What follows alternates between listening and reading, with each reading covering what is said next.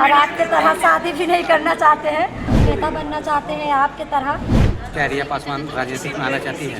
क्यों नहीं, बिल्कुल आएंगे, राजनीतिक में आएंगे तभी तो कुछ बदलाव होगी। अब हम नौकरी कर लेंगे पढ़ लिख कर तो हम अपना पर्सनल जिंदगी जिएंगे ना। क्या क्या बातें हुई?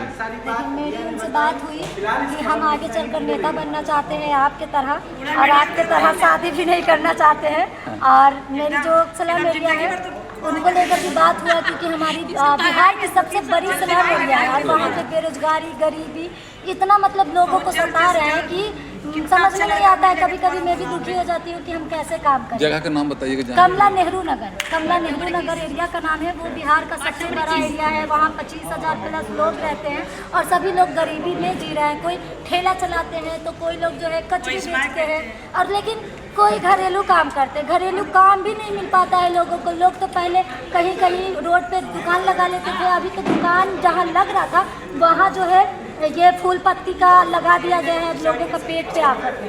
क्या रिया पासवान राजनीतिक में आना चाहती है? क्यों नहीं, बिल्कुल आएंगे, राजनीतिक में आएंगे तभी तो कुछ बदलाव होगी। अब हम नौकरी कर लेंगे पढ़ लिख कर तो हम अपना पर्सनल जिंदगी जिएंगे ना, अपना परिवार को देखेंगे। लेकिन अगर राजनीतिक में आते हैं तो हम सभी कुछ बदल भी सकते हैं।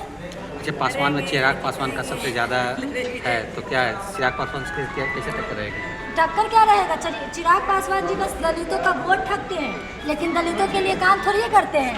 हम लोगों का सुनिए, हम मेरा सोशल मीडिया आप देखिएगा, कभी खंगाल कर दलितों के लिए ही मैं काम करती हूँ। मतलब महिलाओं के लिए तो हर जात की महिलाओं के लिए काम करती हूँ, लेकिन अपने समाज के लोगों को भी मुझे लेकर चलना है, क्योंकि हमारे समाज के लोग ही सबसे अभी तक भी पीछे हैं। पटना में मेयर या वार्ड पार्षद की चुनाव लड़ना चाहते हैं? मैं तो अभी 2020 बार जो चुनाव आने वाली है 2 साल बाद, उसमें मैं मेयर का लड़ूंगी चुनाव। क्या सीता साहू से टक्कर हो जाएगी? क्यों नहीं, बिल्कुल टक्कर होना चाहिए। वैसे वैसे लोगों से ही तो टक्कर होना चाहिए जो कि जीत तो जा रही हैं, लेकिन लोगों के लिए काम नहीं कर रही हैं। हम 2 बार इनको आवेदन दिए हैं। मेरी एरिया में बच्चा चोरी हुआ, लेकिन वो कैमरा नहीं लगाई है।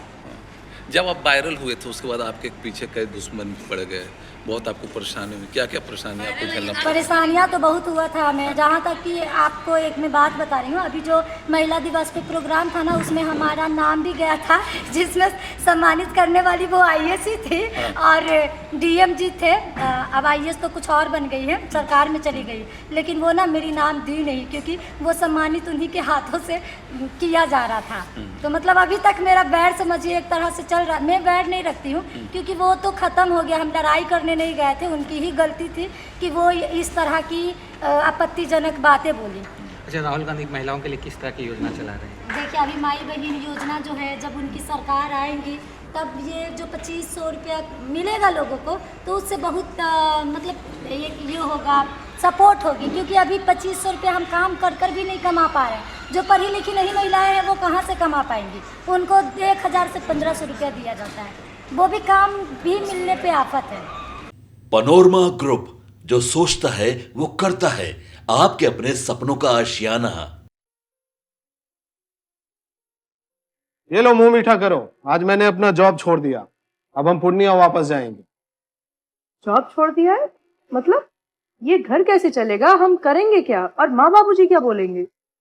इसलिए मैं एक और मिठाई का डब्बा लाया। अपने बिजनेस के लिए लोन अप्रूव हो गया। अरे लोन अप्रूव हो गया वो तो ठीक है, लेकिन पूर्णिया में हम रहेंगे कहाँ? अपना घर भी तो नहीं है वहाँ। इसलिए तो एक और मिठाई का डब्बा अलग से लाया हूँ। हमने पूर्णिया में घर ले लिया है, पूर्णिया के E-Homes पैनोरमा में। पूर्णिया में पैनोरमा ग्रुप लेकर आए हैं E-Homes पैनोरमा। बड़ा घर, आलीशान जिंदगी और अत्याधुनिक सुविधाओं के संग। अरे अरे, अब क्यों मुंह मीठा करवा रही हो? क्योंकि हम घर वापसी जो कर रहे हैं। घर वापसी की खुशी पूर्णिया में E-Homes पैनोरमा के संग। E-Homes panorama, luxurious lifestyle redefined.